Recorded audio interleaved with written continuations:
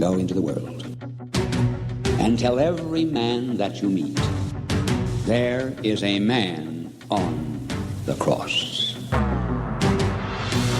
A Catholic Take. What you need to know right now. A bold synthesis of inspiration and information. Keeping you up to date on the news and issues from a courageous Catholic perspective. A Catholic Take with Joe McClain starts now. Praise be to Jesus Christ. Welcome back to A Catholic Take, a bold synthesis of information and inspiration. I'm your host, Joe McClain. Praise be to God. It is good to be on with you.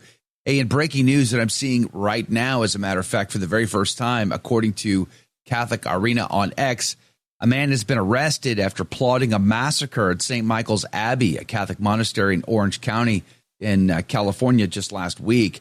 Apparently, Joshua Michael Richardson drove from Alabama with brass knuckles, knives, high-capacity magazines, body armor, weapons, and tactical gear. That's all the information I have, but I'm just seeing it, so I thought I'd share it with you. Pray for the safety of everyone in such insane stories like this one. I've been to St. Michael's. It's a beautiful, beautiful monastery. You should go if you get the chance. But today on the program, we're going to be talking about a lot of stories. Brent Haynes is back on the team at 14 past the hour.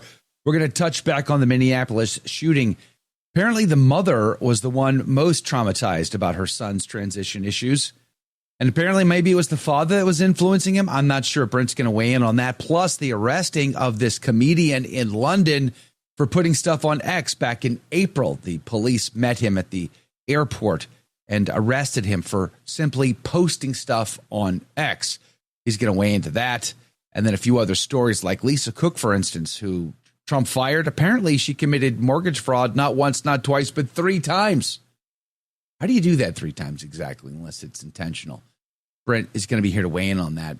But although the Fifth Circuit Court of Appeals says the Trump administration can't use the Enemies Alien Act to deport illegal immigrants, Mike McCormick is on the team at 30 past the hour to document how, when he was at the White House, he stood first front-hand row seats to watch Obama and Biden negotiate a deal with Honduras to bring in wave after wave after wave of illegal immigrants that helped to fund ActBlue and, drug trafficking, child trafficking, and all the rest. All of that today. The deep state with deep church ties. That's what we're going to be discussing today on the program. We'll put links to everything in the show notes for you at thestationofthecross.com/ACT. We're going to get into it, but I'd be grateful if you'd share us with a friend.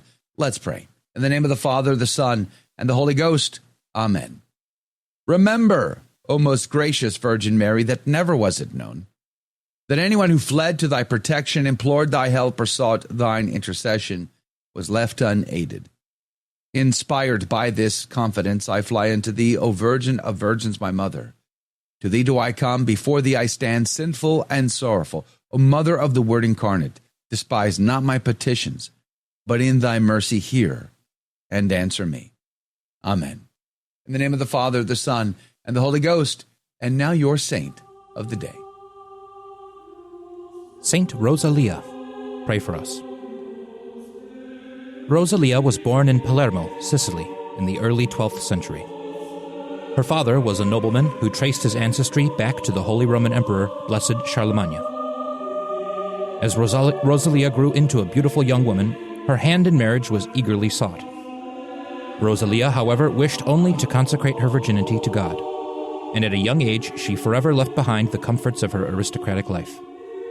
She first entered a Basilian monastery, but her love of solitude eventually led her to a cave on Mount Pellegrino, some miles outside Palermo. In this cave, Rosalia dedicated herself so perfectly to prayer and mortification that she was called to her heavenly spouse at the age of only 30. Her body remained buried under stone and crystal until the year of our Lord 1624. Palermo was afflicted with a terrible plague, and it was revealed to one of the faithful that Saint Rosalia would intercede for the city if her relics were translated from the cave. When her relics were carried in procession around the city, the plague lifted, and from then on, Rosalia has been honored as patroness of Palermo, as well as against plagues and diseases in general. She is celebrated in Sicily with an additional feast in honor of her relics on July 15th. For more about this day and others in the Church's calendar, visit thestationofthecross.com/saints and seasons.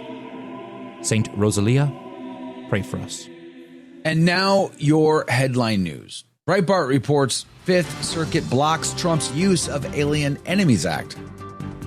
A split three-judge panel has rejected President Donald Trump's appeal that he can activate special deportation rules when the nation is being damaged by mass migration organized by foreign governments. Quote, a country's encouraging its residents and citizens to enter this country illegally is not the modern-day equivalent of sending an army organized force to occupy, to disrupt, or to otherwise harm the United States, said two of the three judges in the U.S. Court of Appeals for the Fifth Circuit. The final decision is expected to be made by the U.S. Supreme Court. More on that with Mike McCormick at 30 past. Forbes reports Alphabet shares soar as Google scores a victory in court. Google will not have to sell its Chrome browser to remedy its search market monopoly. A federal judge ruled this week, but the tech giant will have to share some of its data with competitors, among other legal concessions. Google makes most of its revenue from its ad business, and shares of its parent company Alphabet surged nearly 8% in after-hours trading following the favorable ruling. And Catholic Vote reports Florida abolishing all vaccine mandates. Florida will abolish all vaccine mandates, including for school children, Surgeon General Dr. Joseph Ladapo announced yesterday. Not just COVID mandates, but, quote, every last one is wrong and drips with disdain and slavery, close quote, the good doctor said. Praise be to God for that. And those are your headline news. The gospel today comes to us from Luke chapter 5, verses 1 through 11. And it came to pass that when the multitudes pressed upon him to hear the word of God, he stood by the lake of Gennesareth and saw two ships standing by the lake. But the fishermen were gone out of them and were washing their nets. And going into one of the ships that was Simon's, he desired him to draw back a little from the land. And sitting, he taught the multitude out of the ship. And now, when he had ceased to speak, he said to Simon, launch out into the deep and let down your nets for a draught. And Simon answering said to him, Master, we have labored all the night and have taken nothing. But at thy word I will let down the net. And when they had done this, they enclosed a very great multitude of fishes, and their net broke. And they beckoned to their partners that were in the other ship, that they should come to help them. And they came and filled both ships, so that they were almost sinking. Which, when Simon Peter saw, he fell down at Jesus' knees, saying, Depart from me, for I am a sinful man, O Lord. For he was wholly astonished, and all that were with him at the draught of fishes which were taken. And so were also James and John, the sons of Zebedee, who were Simon's partners. And Jesus saith to Simon, Fear not, from henceforth thou shalt catch men. And having brought their ships to land, leaving all things, they followed him. The Gospel of the Lord. Laus tibi Christi. Father Haydock would say, why is it mentioned that there were two ships, that one of them was Simon Peter's, that Christ went into that one and sat down in it, and sitting he taught out of that ship? No doubt answering many of the ancient commentators to show that the church was figured by the bark of Peter, and that in it is the chair of Christ, a permanent authority prefigured by Christ sitting down, the true word of God. Put back from whence you have just now returned. Where you failed without Christ, with Christ you will prove successful. Now is the proper time when you act in my presence and according to my orders. Before it was not, when you followed your own, and not my will. You followed your will before, now you must follow my will, he says. St. Austin interprets the text, launch out into the deep, as spoken of distant nations to whom the gospel was afterward delivered. The great commentary of Cornelius a Lapide had a lot to say. He says, They enclosed a great multitude of fishes, for Peter had said, "At thy word I will let down the net." Behold, here the fruit and reward of obedience. Jesus did this, number one, in order that by providing them with food, he might prepare them for their vocation and ministry. I have chosen you to be my disciples. Make not excuse that ye must work for your livelihood as fishermen. Behold this miraculous draught of fishes, and believe that I am able to provide you with all things necessary for life more easily and more abundantly than ye are able to provide them for yourselves. And number two, to teach from this miracle that they were soon to become successful fishers of men. Fear not, he goes on to say. Be not lost in astonishment, for henceforth you are to be fishers of men in a higher sense of the word. From henceforth thou shalt catch men, first to hunt or to catch the living thing. Hence the Arabic translates it, from henceforth thou shalt be a fisherman. For thou shalt fish for and take men, not to harm them, but to use that net to catch them safely. Secondly, St. Ambrose would say, thou shalt be a life giver to men. Thou shalt be a fisher of men to recall them to life. Fishermen indeed catch fish to provide themselves with food, but thou, O Peter, are to become a fisher of men, not to destroy them, but to give them life by raising them from the death of sin unto life of righteousness. Give them the truth. That is the most charitable thing possible. We'll be back in 2.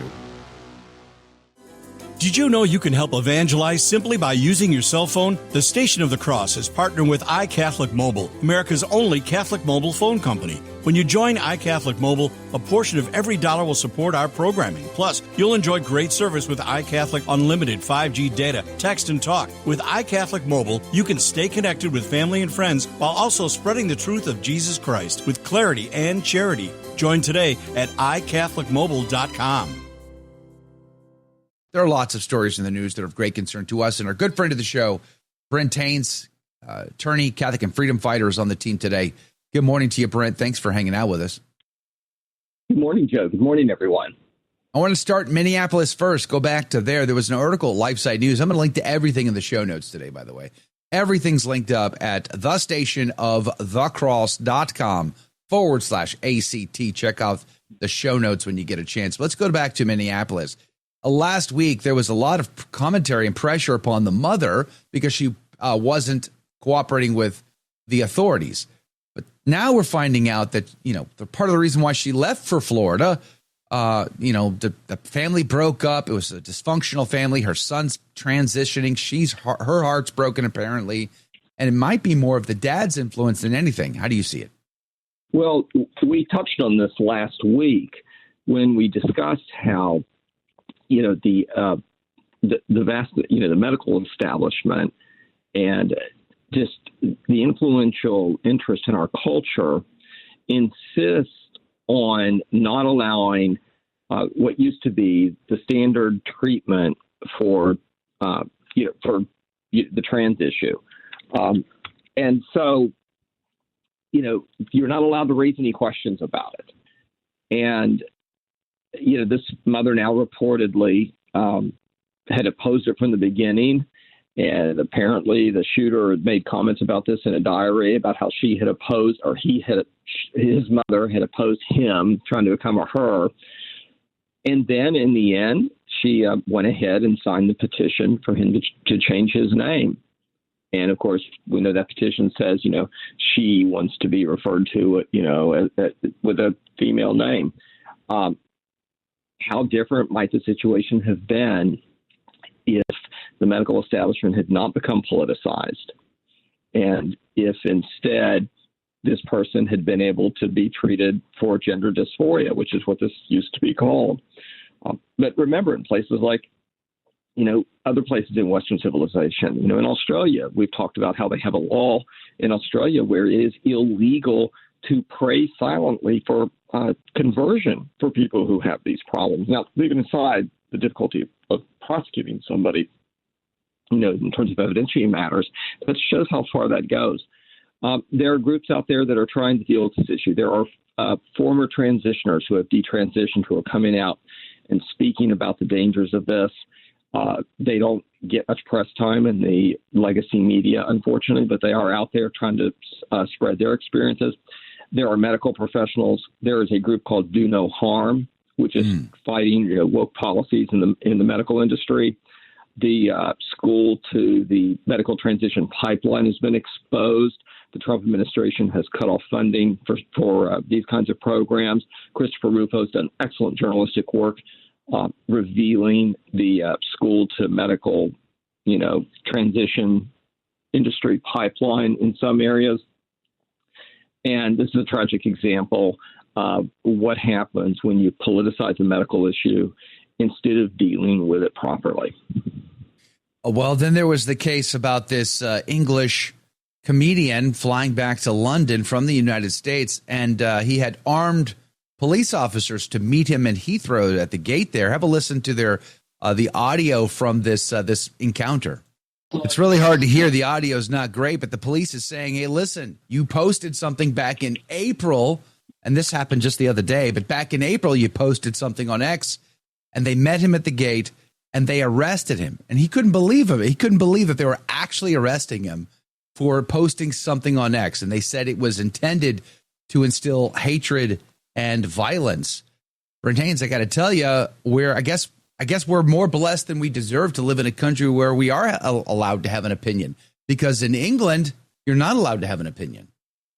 Look, this we have talked about repeatedly. And why do we care about what happens in England or what happens in Canada, or what happens in Australia? Because these are the fellow Anglophilic, English-speaking Western civilization countries that are democracies, generally parliamentary democracies, as opposed to our, distinctive constitutional democracy, 3 branches of government. But these are English-speaking parliamentary democracies. Ideas know no borders. We just discussed how the trans issue has allowed politics to infect medical decision-making and medical judgments. We talked before about how in England, people get arrested for praying silently outside abortion facilities. More than once this has happened. J.K. Rowling, who is not a conservative, the writer of the Harry Potter series, who is not a conservative, has come out and condemned this action, but she has been very outspoken on the issue of free speech in England. This was a comedian who made a post on X or Twitter, somewhere on social media. He made a bad joke or made some outrageous comment, and he was not in England when he made the comment. Reportedly, he was in the United States. Now, in England, if somebody breaks into your house, they just tell you to report it to the insurance company. But if you say something, and there have been riots in England. This doesn't get covered either. There have been riots in England over the treatment of young girls and women, over, horrible, sexual assault cases. There are some young girls who were murdered not long ago that caused riots. But don't you dare say anything on the trans issue. So this comedian makes these outrageous comments or jokes or bad jokes. He's not even in England. And when he arrives at the airport, not 1, not 2, but 5 police officers show up to arrest him, and they are armed. Now, to Americans, that might not sound unusual, but you've got to remember in England, police officers are generally not armed. Now, their airport police are armed for obvious reasons because of terrorism. But they arrested him. His blood pressure actually shot up so high that they had to take him to the hospital. He's been released on bond. And apparently one of the restrictions is he can't make any post on social media, or at least on Twitter. Wow. Because there is no true free speech in England anymore. J.D. Vance, the vice president, went to Europe and England and talked about this. You and I have talked before about the European Union and their disinformation campaign. That is now the law in the European Union. They now have a so-called disinformation agency in the European Union. In England, the chief of police for the Metropolitan London Police, he made a comment, some people might remember a few months ago, about how people, and he was apparently referring to Elon Musk, because who's the most outspoken celebrity in the world? Elon Musk. He made a comment about people making comments on social media being charged criminally, even if they were outside of England. And that's what's happened to this comedian. There is no true free speech in England anymore. Unless you're a big celebrity like J.K. Rowling, whom they don't dare arrest. If you're a regular person, you do not have free speech. Another woman in England made a very incendiary comment after the murders of those three young women in England. She made a comment she shouldn't have made. She made it on social media. It was a retaliation type comment, a comment, just generally suggesting a retaliation. In the United States, it probably would not be actionable, as lawyers say, as a criminal case, because it wasn't specific. It was just a general expression for retaliation and hatred after these three young girls had been murdered. She got 31 months in prison, Joe. Wow. 31 months.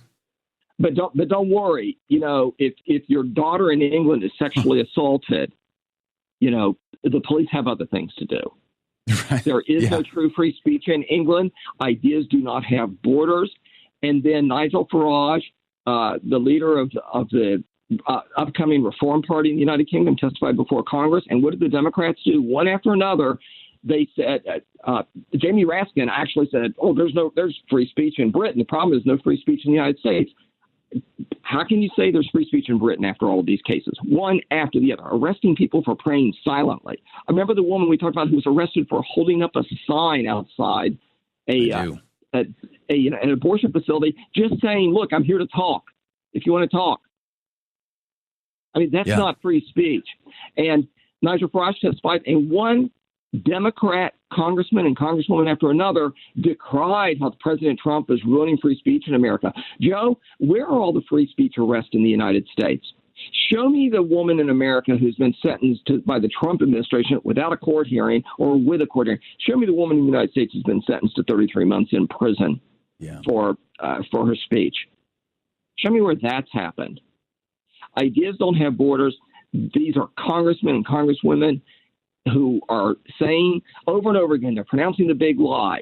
Trump is attacking free speech in the United States. Democracy is under attack. Where are all the people who've been thrown in prison for opposing Trump? Where are all the people who've been arrested for their free speech on the internet or on the social media? Well, I can tell you, Brent, I can tell you because I was just talking about this yesterday with our guest, Dr. Jose Trasancos, remembering the good old days of the pandemic when I wasn't allowed to have conversations about the vax mandates and the lockdowns and all the crazy. But you might remember back in those days that it was YouTube and social media censoring the voice. And what was that guy who made the memes about Hillary Clinton that also got in big trouble?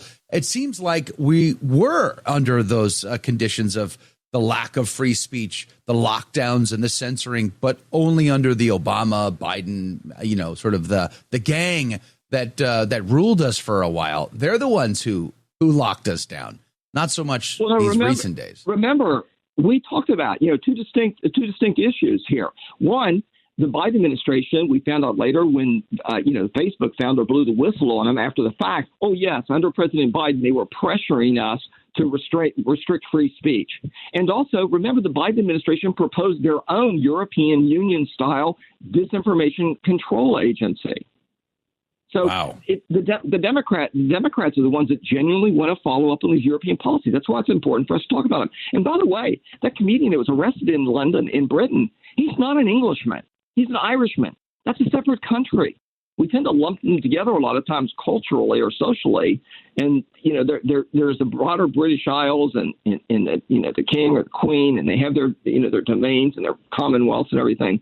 But he is an Irish citizen. He's not a British citizen.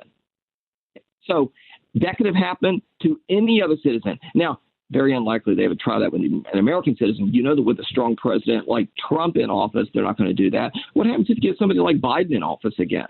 Somebody who favors these kinds of restrictions on free speech and who is just weak, who during his presidency, one country like Russia invades a smaller country like Ukraine, or who pulls troops out of a country like Afghanistan so quickly 13 American servicemen and women get killed. And what happens if somebody like that's president and then an American flies into England? What happens if Joe McClain goes over there to lead a pilgrimage group? I plan to go next year. Policy. Please, 10 Downing Street, don't pay any attention to my ex feed. Please, just nothing to see here. Move along. Brent Haynes, we're out of time. Thanks for hanging out with us today and weighing in. You apparently have no opinion on any of these matters. You're not at all passionate about that. We're grateful for your Not time. at all, Praise Joe. Jesus.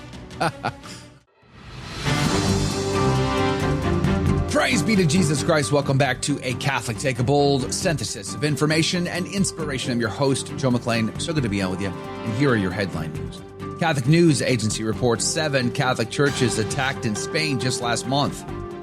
The Observatory for Religious Freedom and Conscience in Spain mourned what they called a Black August, with 7 cases of vandalism and desecration against Catholic churches reported in recent weeks.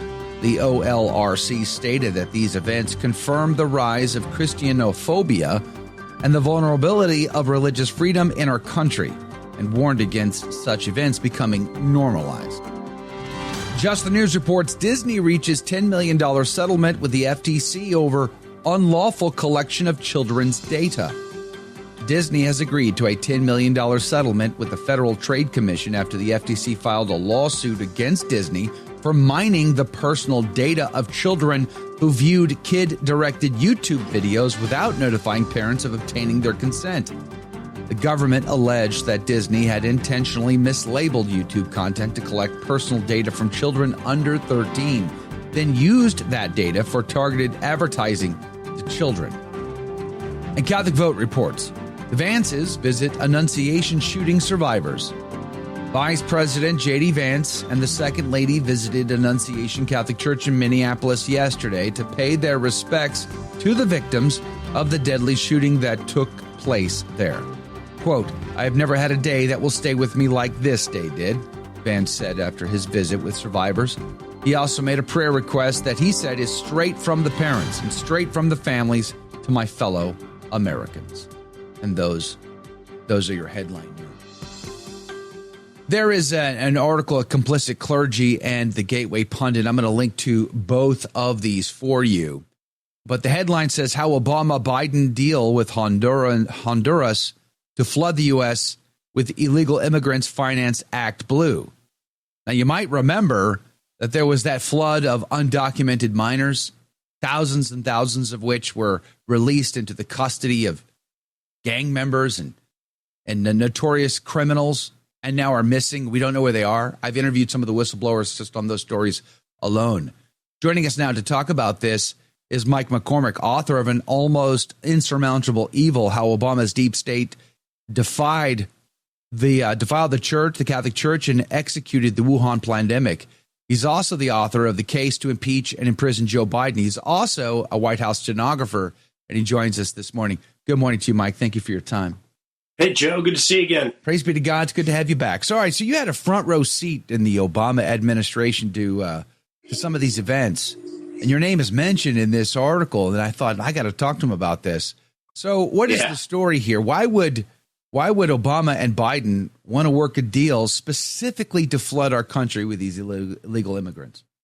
Well, so I was White House stenographer from 2002 to 2018. So 1 year with Trump. That was a good year. That was, I think that was the catalyst that started the illegal immigration flood that hit our borders in 2021 after Biden got in. But the planning for it began 10 years earlier. Wow. So in 2012, I went to Honduras with Joe Biden. Joe Biden took a trip. He went to Mexico and he went to Honduras in March of 2012. This was, at the time, I thought it was, he's just going out there to get support for the 2012 election from the Hispanic community. It really wasn't that at all. In Mexico, he went to Our Lady of Guadalupe. He went to the shrine. He had meetings with the Mexican government. And then he went to Honduras. What came out of Honduras, and I put this in my book, The Case, Impeach, and Imprison Joe Biden, that book, was a operation. It was called Operation Andal. Basically, there was a corrupt Honduran president. His name was Pepe Sosa Loba. He was smuggling cocaine into the United States by the ton. Wow. The U.S. knew about it. On the trip, we had a strange series of occurrences. We flew into it. It's kind of a secret Air Force base there called Soto Cano, Air Base Soto Cano. And it's outside of the capital city, which I'm not going to try to pronounce. It begins with a T and ends with blah, blah, blah. But we were flying in there from Mexico, and on every plane there's a military aide. A guy came back to us. He was a Navy guy, and he goes, and he looked really nervous. And he goes, "Look, I made a mistake. We can't fly into the capital city. We're going to fly into this other airbase, Soto Cano. It's a 90-minute drive into the main center of the city for meetings with the president." Well, waiting for us there was the vice president of Honduras. So Biden gets off the plane, meets his vice president, and then she jumps in the limo with him and rides 90 minutes into town. That's a very private conversation, and that's a very suspicious timing of a meeting. If this was a last-minute switch, what the guy said happened was it rained, and the runways are wet, and I calculated the landing capability of our aircraft for dry runways, not wet runways. And I was like, that sounds really weird. Well, I don't think that was the truth. And I think what happened was this vice president went out there who was helping the president of Honduras. He was a drug smuggler. In that situation, if she has a package to hand off to the vice president, it happens far from me. There was no media on the plane. It was only me. And the reason they wanted me is because he then did we went to Miami right after that trip to Honduras, and he did a bunch of interviews there. So I was a stenographer for that series of events, but I was just sort of sitting there watching as this happened. She could have handed something off to him. So I think that was something strange to me. I put that in my book. What happens out of this meeting is this Operation Anvil. They're smuggling cocaine in the U.S., the U.S. government is kind of turning a blind eye to the cocaine smuggling, and then they start helping them. The Honduran government builds up a cartel-afflicted, cartel-infiltrated national police force right then and there as part of this Operation Anvil. And they started killing the cartel used that police force to kill their opponents that were smuggling drugs in. So they basically killed the opponents, took the cocaine, and put it into their warehouses. They had to get rid of this guy. So in 2013, they got a new guy in there. His name was Juan Orlando Hernandez. He was also a Sinaloa cartel guy. He's smuggling drugs into the United States by the ton. He's the guy that's in that picture.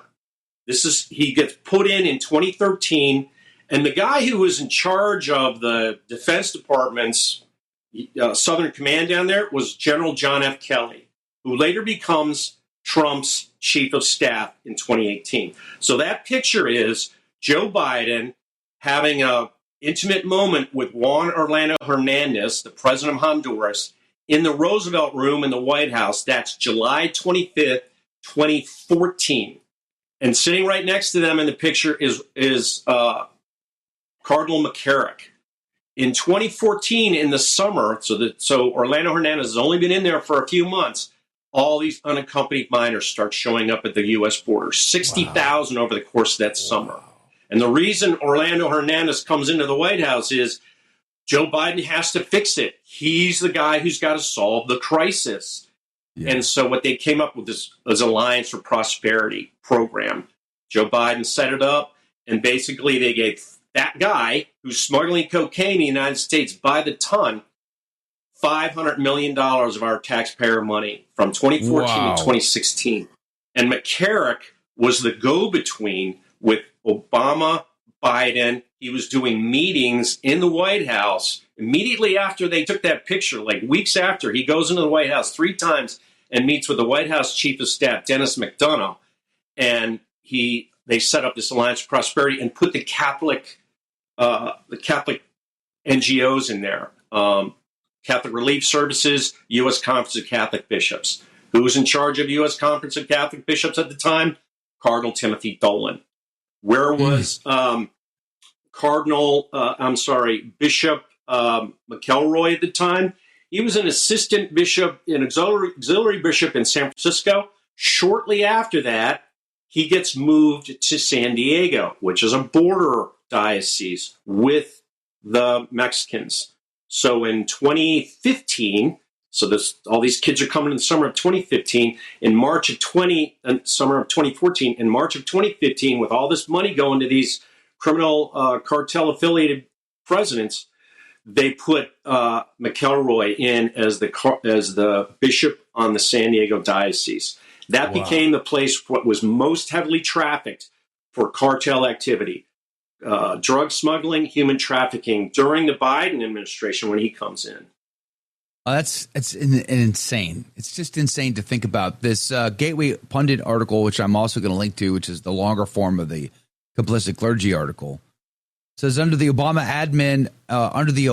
and Biden administrations, and at the direction of then Department of Homeland Security Director Alejandro Mayorkas, the United States became a white glove delivery service for children to be transferred into the hands of child sex traffickers. Going on to say, cartels came to realize that far more money could be made with children than with drugs.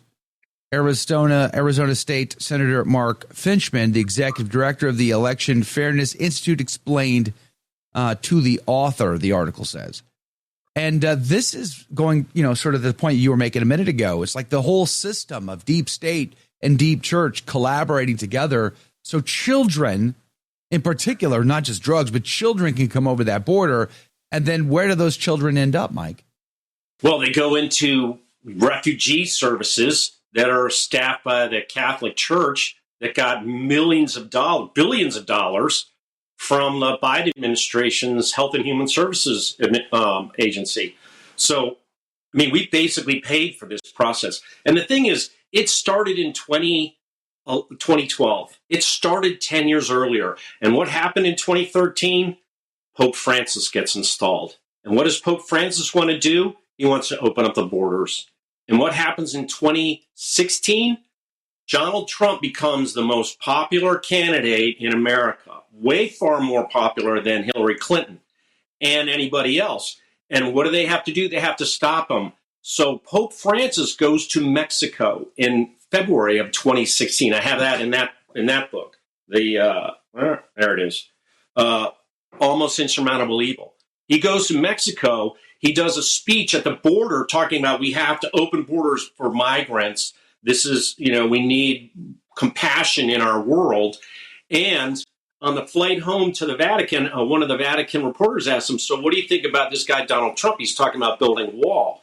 Pope Francis says, I don't know this businessman, but if he's talking about building walls, not bridges, he's not a good Christian. That's the Pope saying that about a presidential candidate. Yeah, I remember. Trump jumps down his throat.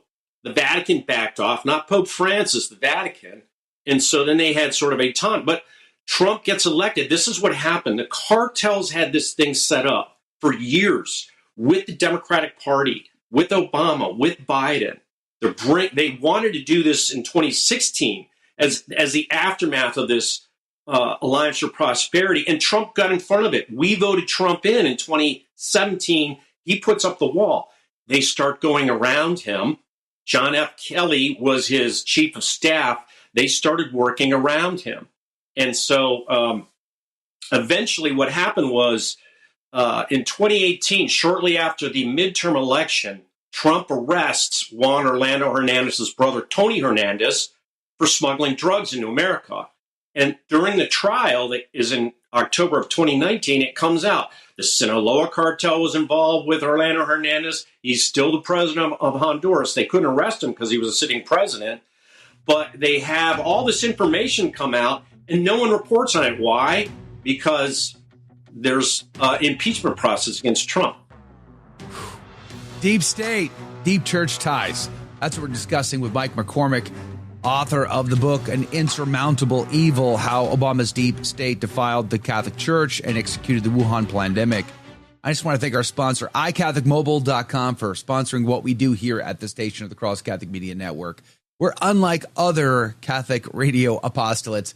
We touch that third rail. Sometimes we dance on it, maybe even a wee bit too long, but nonetheless, we're doing things that nobody else does, and I can appreciate the support we get from iCatholicMobile.com because we didn't get money from the aid organizations out of the federal government. We don't get big checks from the Vatican, your diocese. We don't get checks from the USCCB. We get checks from people like you and our sponsor, iCatholicMobile.com. Couldn't be more proud of them for being on the team. Check them out at iCatholicMobile.com. We're having a conversation with the author of An Insurmountable Evil. We're going to put a link to that, plus his other book, The Case to Impeach and Imprison Joe Biden. Great, catchy title. Mike McCormick is on the team. Welcome back, Mike. Thanks for your time today. I want to jump back in and ask you specifically about ActBlue. Who is ActBlue? Where do they get their funding? And why do they have their tentacles in all kinds of nefarious activities? Well, ActBlue is a Democratic Party funding organization. I personally don't know that much about it. The person who wrote that article is Dr. Jerome Corsi, and he's the one who sort of put together the reporting on the sort of how this ActBlue connects into this Alliance for Prosperity. What I know is that there was a assistant sheriff in Millersville, Tennessee, named Sean Taylor, who arrested somebody in after the Alliance for Prosperity sort of was up and running. They arrested a drug smuggler, and they started looking into this. What's going on with these mortgages? There's mortgage fraud going on, and that's what involved ActBlue. And then Mark Fincham, who you quoted, he has the Election Fairness Institute. He has been involved in election fairness and looking at these Democratic organizations that fund, like you said, they fund Antifa, they fund the 1,000 Mules, the election fraud of 2020. There's a lot of that involved. So this was all done through, it looked like what happened was these $500 million goes to Honduras. Some of that money comes back and goes to ActBlue, and ActBlue sends it through a bank, through a mortgage system. They had mortgages on a house, on a couple of houses, like $100 million worth of mortgages for small, nondescript five bedroom houses. And what they realized, they were laundering the money. So it was either cartel money they were laundering, or it was Alliance for Prosperity money they were laundering. Comes back to ActBlue, and ActBlue puts it in, and then they get these loans against these mortgages. So $100 million in loans, they take that loan money and disperse it to their networks. I think Americans typically, these days anyway, they don't trust their government. We don't trust our government all that much. Even if let's say a majority of Americans still like, support, and applaud the performance of Donald Trump right now. Even if that's true, I don't even know where that number is right now, but just for the sake of the conversation, let's say it's true. I think they're all scratching their heads going, well, wasn't Kash Patel supposed to, tell us where all the bones are buried? That hasn't happened. Pam Bondi, what happened there? Like, I just think Americans are feeling like we can't trust anything that comes out of our federal government at all. How do you see it as a former federal employee? Do you think it's possible to clean the swamp? Is that even a thing, or has that ship sailed and it just is what it is? It's going to take a long time, but what we're seeing right now is Trump has declared war on the cartels.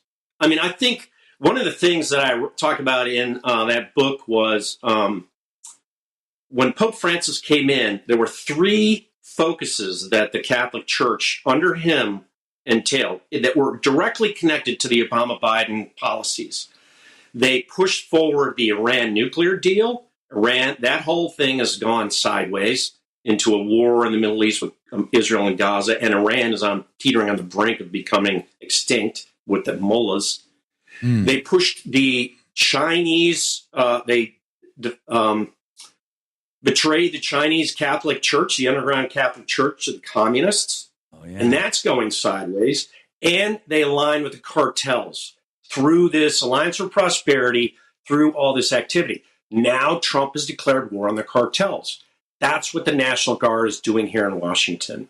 He's got a bunch of soldiers walking around on the streets of Washington armed.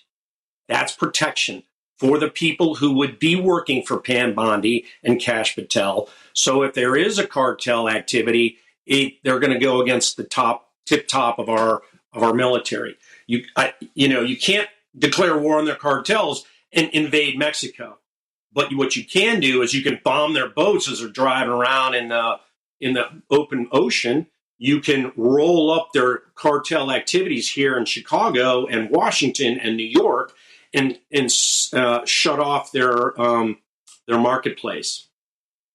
So do you think it's possible then? Is it? I mean, that was my initial question: is it possible to clean up the swamp? Is it? Or, I mean, is it such an infiltration? Is it such a corruption at multiple levels of government that, because when we started the conversation, you pointed out that even though Biden sort of executed the plan when he was president, it all was planned under Obama 10 years before. It sounds to me like it's so complicated, it's such a complicated knot, that there's really not a lot of expectation for truly cleaning up the deep state in our country. Well, Archbishop Vigano he's got a really good handle on this. He's long talked about that the Obama-Biden administration was the intersection of the deep church with the deep state. So yes, there is a deep church and there's a deep state. So are we cleaning up the deep state? Yeah. You've got to do it by force. You've got to do it slowly. It's going to take time. They're doing it. There's a lot of, they got rid of the USAID. USAID was a big funder of the Alliance for Prosperity. USAID was a big funder of the Wuhan Institute of Virology that leaked the Wuhan virus in 2020. That's the second part of the book is that, Pope Francis in March of 2020 came out there and shut down the Catholic Church. All worship and all activity in the Catholic Church was locked down for 2 weeks in March. That's one of the most evil things any pope has ever done. And he did that to back up Joe Biden, to help him get elected so they could open up the border in 2021. That's the amount of evil. And that was backed up. That was just part of a process that involved health and, deep health, the deep state, and the deep church all together to shut our world down, the entire world.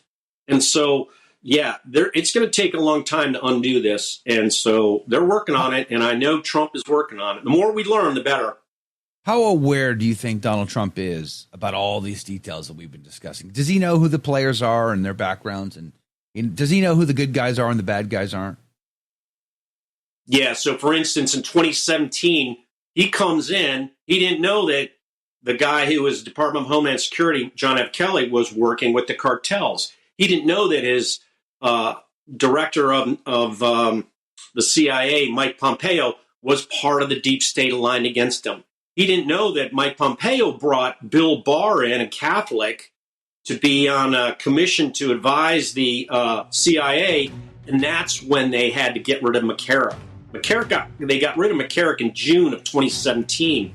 They had to get rid of him as a witness. So this stuff all started because of Trump. He's the catalyst, and now he's back, and he's going full throttle. Well, all right. Mike McCormick, appreciate you being on the team today. Really thank you for your time today. It means a lot to me. Check out his book, An Almost Insurmountable Evil, How Obama's Deep State Defiled the Catholic Church and Executed the Wuhan Pandemic. You can find it on Amazon if you just search for it. Search for Mike McCormick. But we're going to put a link to it today for you. Make it easy at thestationofthecross.com/ACT. And we're back. Welcome to the after show, everyone. And I hope everyone's ready for some bingo. And if you can believe it, it's Thursday. I don't believe it. Is that a, I don't believe in Thursday. Doesn't count. I don't believe in Thursday. It doesn't count. Exactly. Sorry. Does not count. Does not count. Hey, good morning, everybody. Praise be to God. Glad you're on the team today. Judy Lopez over on the Facebooks. Good morning to you. Thanks for hanging out with us. Don Paddock, Patty, Lori, Angelique, good morning to you. Praise be to God. Janice, you are welcome. I'm glad we were able to get Mike on yesterday. It worked out that way. Praise Jesus. I like having Mike on. It's kind of crazy to think, like, could you imagine working at the White House? And as a stenographer, you're like a fly on the wall, really.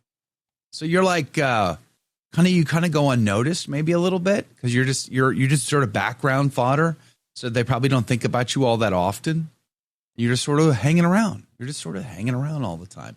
So just imagine all the stuff you get to witness firsthand. It seems crazy to me. But I was glad to get him on the team.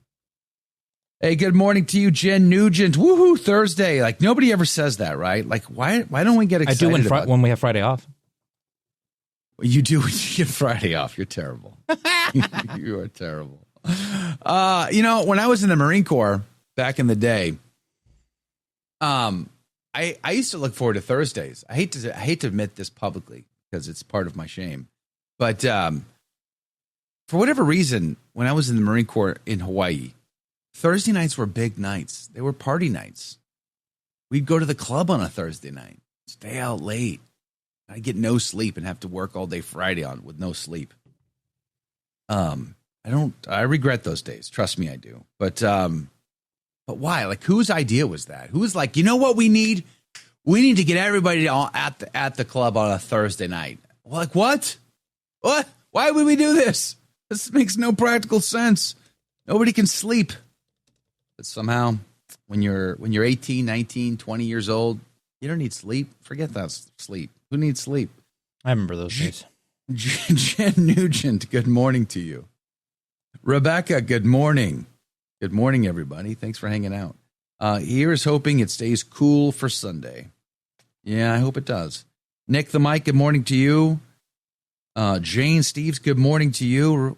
Praise be to God. Mateus, did I see you on the line here, Mateus? Mateus, did you see that crazy story about St. Michael's Abbey and the guy they arrested? What is going on there? I don't have any more information other than what I read at the top of the hour last hour. They arrested some guy who is from Alabama who was planning to do a massacre at St. Michael's Abbey in Southern California. Beautiful abbey, by the way. Gorgeous. I know someone who was there at the time. Really? Yeah. At the time that the guy got arrested? Yeah. He wasn't one of the Norbertines, but he was there visiting. He said he didn't know what was going on at the time, and then they told him about it. And I guess he'd been emailing crazy emails to the monastery for a long time, for a while, and then he kind of showed up with his weapons and was like, "Didn't you get my emails?" Which they said later. It is kind of funny after the fact. It wasn't very funny at the time, but that he literally showed up and said, "You didn't get my emails." Like, okay, I'm confused. So the guy's being threatening in emails, shows up with guns, but doesn't start shooting.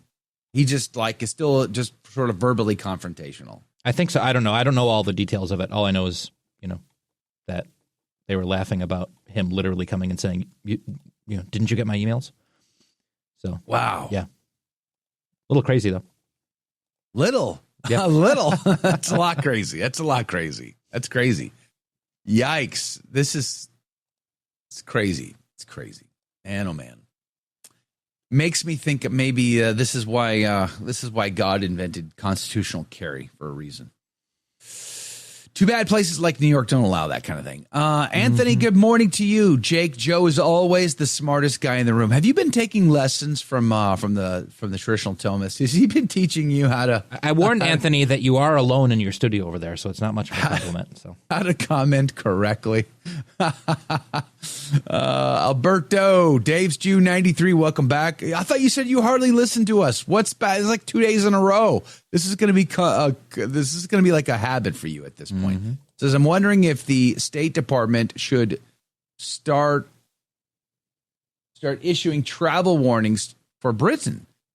They're one misfortune away from becoming a failed state. Yeah, that's interesting, isn't it? To Brent's point, what if some American traveling to the UK for tourism or pilgrimage or something like that were to be arrested because they were posting things on their social media? What would happen then? That's the question. That's a good question. I'm not so sure that the English government wouldn't try that at some point. I don't know. Maybe they stay away from it because it's just too much of a political hot button. But I don't know. Could be. Alberto, again, good morning. Darren, good morning. Says in college there was an unofficial Greek group calling themselves the Toes. They always went out on Thursdays. Okay. Why do they go out on Thursday? Why? And what made it worse was it's still like I was in Kaneohe Bay, which is across the island, which is across the mountain range. So it was still like a 45-minute to an hour drive across a mountain to get down into Honolulu. So then you stay there till the wee hours in the morning, and you still got to get back to base. I mean, it was rough. I so don't miss those days. I really, really don't. Caleb the mechanic. So a shooter shows up to a monastery, says, "Didn't you get the memo?" Yeah, exactly. But my question is, though, if he was really intent on doing harm, why didn't he just start doing the harm? Like, what was that about? I guess we probably shouldn't want to try to understand the minds of insane people all that much. I was watching a video the other day about a stock market trader. I think this was back in the 90s, or maybe early 2000s. I forget exactly when it was, but it's been a long couple of decades. But he was at work, and what they did was they had like a room where I could, if I wanted to, show up and pay to be able to use their computers and their platform and their systems to do day trading. So this was well before today where you can do it on your phone. This was decades ago. So you'd pay, you show up, and this was in New York or whatever. And they had this guy who had been losing a lot of money, and he kind of got confrontational or whatever. So they kicked him out. Well, this guy shows back up on a whim, and he taps on the glass, and this guy had a meeting with a different client. And he's like, "I'll be with you in a minute." And the guy's like, no, you're really going to want to see this. This is great. Because the guy that they kicked out owed them a lot of money and wasn't paying. And this guy, pulls him out of his meeting, and he's like, "You're really going to like this. It's going to be great." And then he pulls out a .45 and shoots him in the chest. And it's like the guy was so stunned by it. He thought maybe the reason why he went with him at all was because he thought maybe this guy is going to pay his bill. Maybe he's going to make good. Maybe he's turned a leaf or something. And then he just pulls out a gun and starts, shooting him and shooting other people. And it's like there's no way to understand that level of evil, right? It's so out there that you can't really wrap your head around it. My problem is I always want to pull on that thread and try to understand it. And it always just boggles my mind. So that's why I'm like, it makes no sense. He comes all the way across the country to shoot people up, but then he starts talking first. I just want to understand why that is, but I don't understand. Anyway, Stephen S., good morning to you. Phoebe, good morning to you. Sounds like he wanted to go to jail for some reason. Or maybe it's possible he just wanted attention. And he was just being desperate to get some attention. I don't know. I haven't the slightest clue. It's like the Vegas shooter. I just remember for weeks and weeks trying to understand why exactly, what happened. Trying to make sense of all the various reports that were going on from the Vegas shooting, the massacre that happened years ago. I couldn't understand it. I couldn't wrap my head around it. It just didn't make any sense to me. Especially the narrative we were being fed. Flying Tigers in the UK. Said good morning to you, Rob, by the way. Says in the UK, they arrest the victim for triggering the poor, innocent Muslim illegal immigrants. Yeah, but in this case, the case of the comedian, it wasn't about the immigrants. It was about transgender ideology. So, I don't know. There's that. Gwagwensa, good morning to you. Nick the Mike, good morning. KZ2, James 16897, good morning to you all. Thanks for being on the team today. Patty says, wow, that was a load of info you gave us today, connecting the dots between deep state and the deep church. Yeah, well, thank God for Mike McCormick being on the team to be able to do it. It is crazy, isn't it? And where are those kids today? Thousands and thousands of kids still unaccounted for that came across our southern border. Can you imagine growing up being one of those kids? I don't know. Talk about evil. I can't wrap my head around that one either. I don't know how anybody could convince themselves that you could traffic a child or any human being, really, but especially children, I guess. Craig, good morning to you. Guy wanted attention, obviously. Well, Does that mean then that he wasn't intending to do harm? He was just looking for attention. He was being crazy to get the attention he deserved or thought he deserved or whatever. But no real intention to do harm. I guess that's the part I'm struggling with. Did he mean to do harm or no? I'm trying to understand. Diane says, Prince Charles, do you mean King Charles should support the people by speaking out against the arrest, protecting, or speaking against evil in government? Even if he has no power, he does have power. This is the misnomer about the English monarchy, though. He is the head of state. King Charles is the king. He is required to have a government with a prime minister and a parliament and all the House of Lords and all that other stuff. He has to have all of that, and he has to cooperate with them too. But he is, in fact, the head of state. He does have power. And he could, if he wanted to, replace the prime minister, for instance. He's got to want to, though. He's got to want to. I secretly had hopes for King Charles. Privately, on the down low, had hoped that when he got crowned, that maybe it would do something to him internally, and he would turn out to be a great king. Well, I think you might have had a chance of that with a Catholic coronation, because it's kind of like the eighth sacrament, as it was sometimes referred to, coronation of a monarch. But Anglican sacraments are absolutely null and utterly void. What? Come now, Jake. Absolutely null and utterly void. When you say null Leo the and 13th. void, that seems like vague and ambiguous terminology to me. Mm-hmm. Exactly what do you mean by null and void? I mean that taking into consideration the possibility of their existing in a form that may or may not be acceptable to the standards of churches within the world. It's possible that in a spirit of synodality, we could. Well, you should write encyclicals. You're good at this. This is great. Like, wow, the gobbledygook that comes out of your mouth on the cuff is just amazingly impressive. Wow, that's great. Yeah, absolutely null and utterly void. Utterly void. That should be a very theologically sound phrase. Utterly void. Utterly void. It is. I'm quoting verbatim from what Leo the 13th said about Anglican sacraments.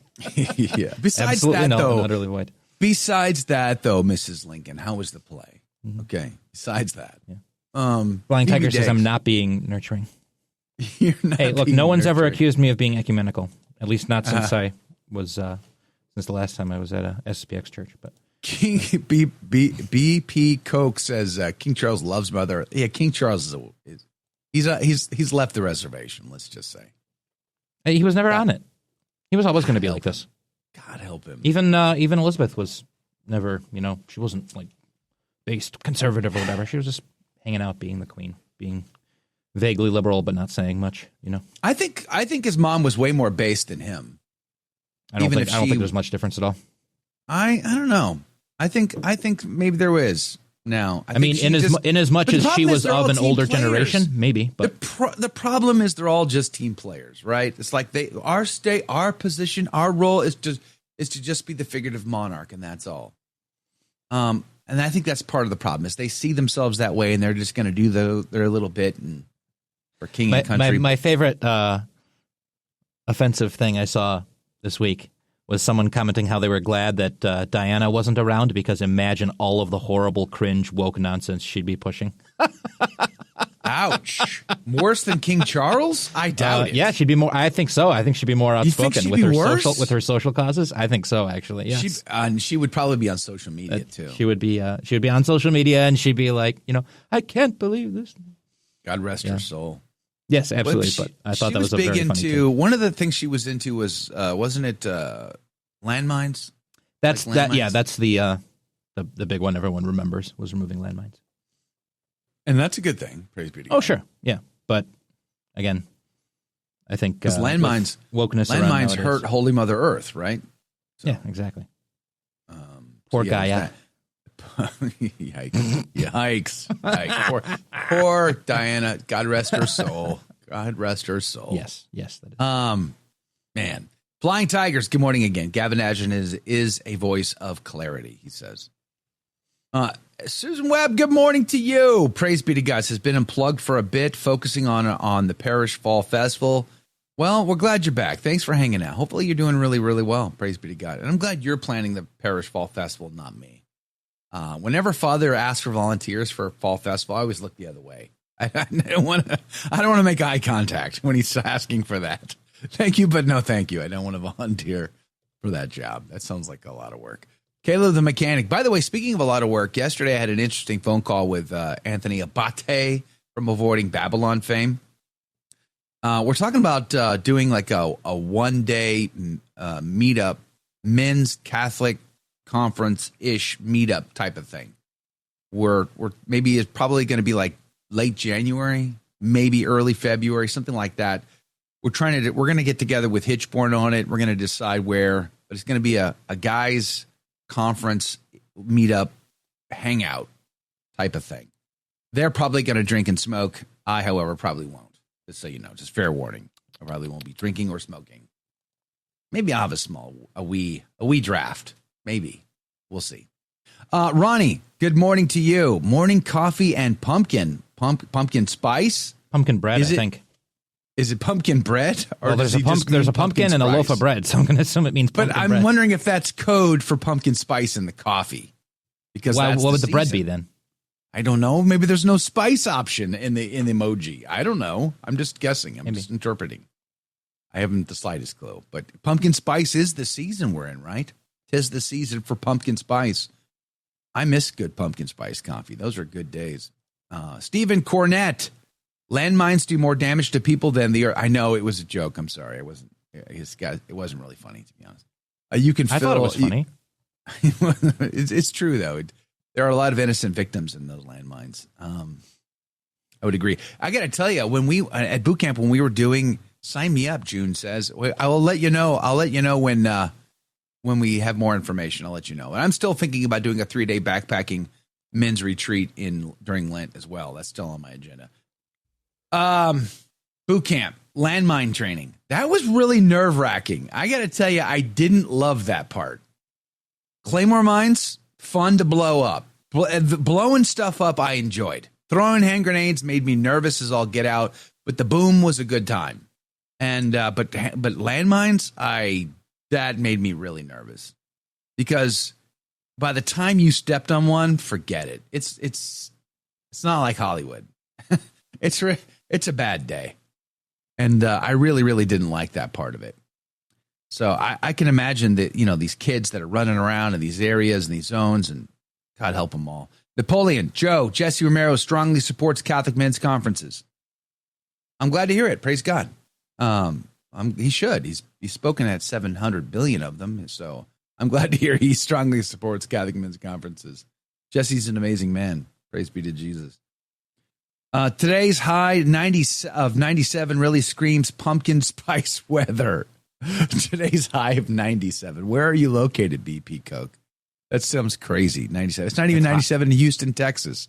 Are you at the center of the earth or like what? It's already September.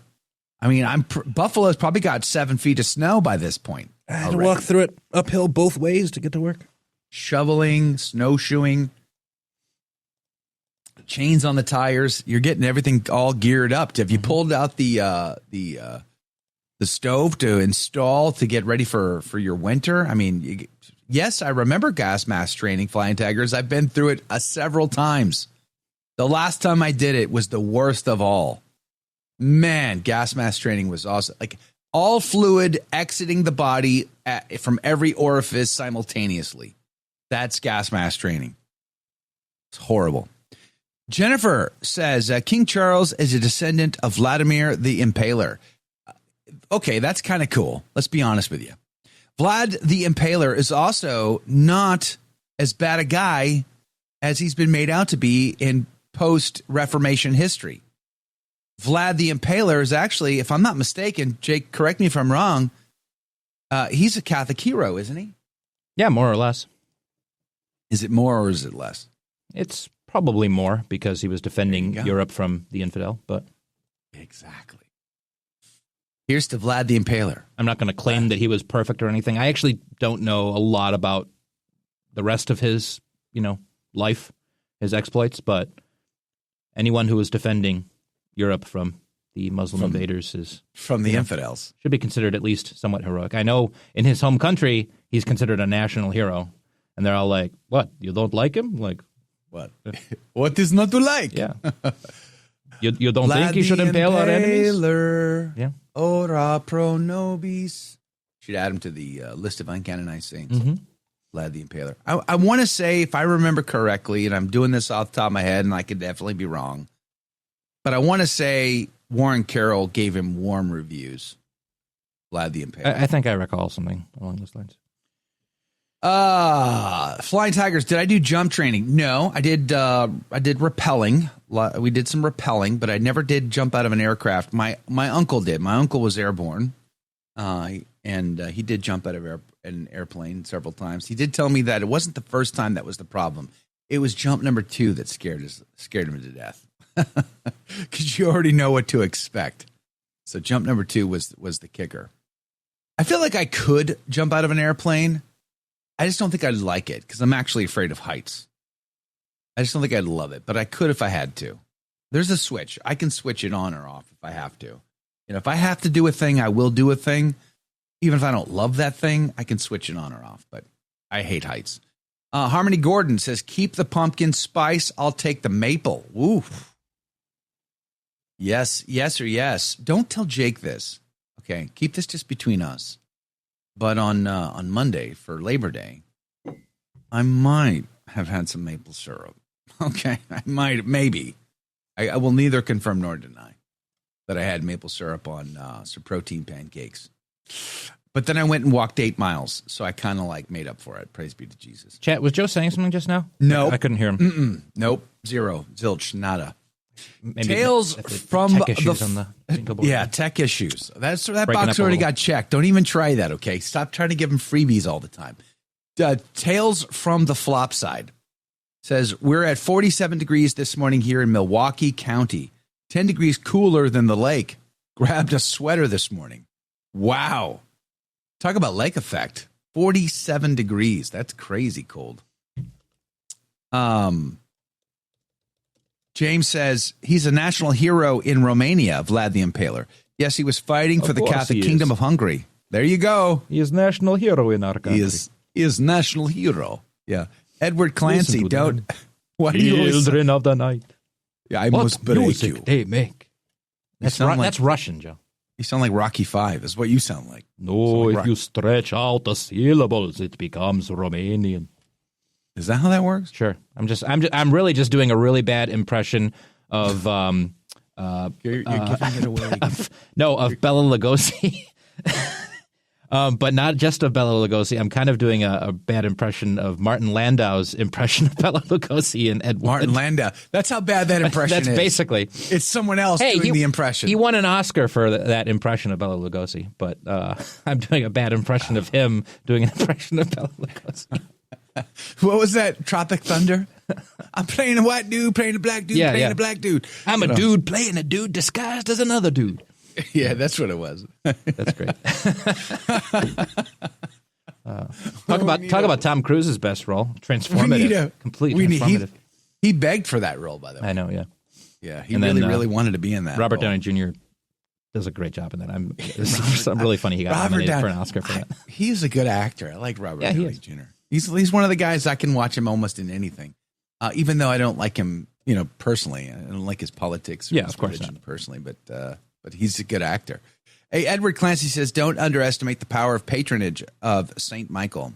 Amen. Amen. Amen. Praise be to God. There was something. Now I've bloody lost it. Oh well. He's a hero of Christianity, says Caleb the mechanic, but he was annoyed at the church because they didn't support him against the Saracens. I heard he was a Protestant, but Protestantism didn't exist as we know it today. There was some issue that I recall reading about where he was kind of at odds with at least the church, hierarchy at times, because the church wasn't doing its job clearly, against the invaders. History is complicated like that. Sometimes the church is just not doing what it's supposed to be doing.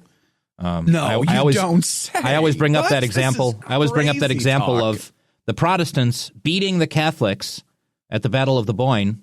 Bonnie Prince Charlie loses, and Protestantism is entrenched forever in the UK. And the Pope has a Te Deum sung in the Vatican on hearing about the victory, because Bonnie Prince Charlie was allied to France, and France and the Vatican were fighting at the time. They were in a dispute. And so he was like, oh, a friend of France lost? Okay, let's sing the Te Deum, even though basically the Protestants beat the Catholics. So things are complicated. Things are complicated. Politics over truth is a common theme in history, that's for sure. Yep. Dave's June 93. Tom Cruise was fantastic as Colonel Stauffenberg in Valkyrie. Was he really? Was he really fantastic? It would have been better to hear him doing a terrible German accent. Yes, I think 100%. that would have been more fun. I would have enjoyed it. He's capable. He's a great actor. They're capable.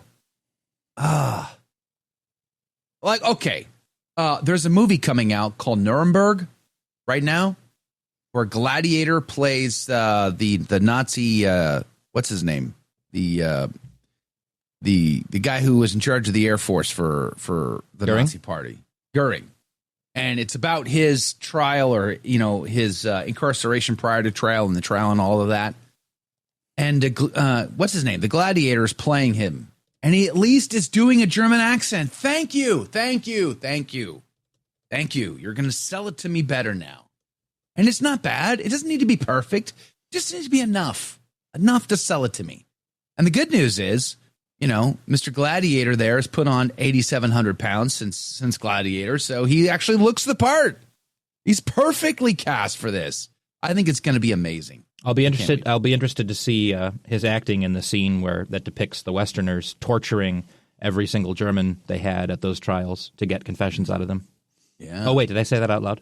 Was that out loud? Was that I think that's actually in the film.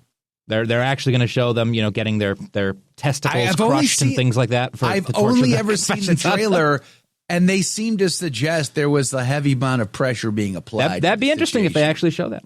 I don't know if they're going to show it or not, but the trailer was interesting to me. Yeah, I mean, I think he looks great as the part of Goering. He does. He looks really good. Absolutely, and if he can pull it off, Tom Cruise can. Of course he can. Of course he can.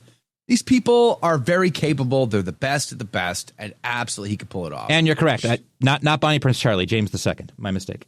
Jimmy boy. Yes. Well, good morning to you, Robert DeBruce. Glad you're on the team. I may have gotten the battle wrong. It's one or the other. One or the other I switched in my head, and I can't recall which right now because I've only had one cup of coffee. Sean Connery did do everything in a Scottish accent, but it was a weak Scottish accent, though. His Scottish accent wasn't all that Scottish, to be honest with you. It was a Sean Connery accent, really. Yeah, exactly. It was much more unique to him than true. If you want to go thick, you got to go Glasgowian. Like that's the thickest of the thick. Yeah, Glaswegian is it's difficult. It's crazy talk. But Sean Connery was more of a Londoner with a Scottish slur, a lisp, if anything. But it was unique to him, and we loved it. Right? It's like he's one of those guys that you can watch him in anything. Anyone with a distinctive voice, you get carried a little further. Yeah, but do we love actors who are all like we've talked about this in the past? Kevin Costner. Kevin doesn't ever do anything but Kevin. Has he ever done any character where he had to be somebody other than Kevin Costner? I don't know, maybe, but not likely. I mean, he tried to do Robin Hood, didn't he? With the accent. But he didn't try to be Robin. He just was Kevin Costner wearing tights. Yeah, exactly. And So I like Kevin Costner. I could watch a Kevin Costner in most anything, like Magnificent Seven. I loved him. It's great. But he's always just Kevin Costner. But I love actors that are clearly capable and can always do and convince you that they are something else. I think that's better. I think it's greater, even if I do love the others as well. I don't know. It's my opinion.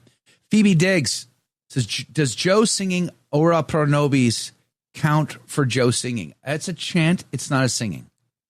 So I think I don't sing at mass. I just chant. We have to make distinctions here. I was just doing chant. Let's look up the definition of chant. No, let's not. Let's just move on. Let's just totally move on. Well, John B. The AI says that a chant is the repeated or continuous singing of words or sounds. So. See, AI. You see what I'm dealing with here, folks? He's using AI. We haven't learned our lesson, apparently. I got in trouble for AI. I literally, I over here using saw AI. it. I didn't even choose to look at it. It just came up at the start of the Google search, and I felt another percentage of my brain cells just fall away, just turn into dust, like the end of that Avengers movie where he snaps the fingers and they. That's what happens every time you use AI.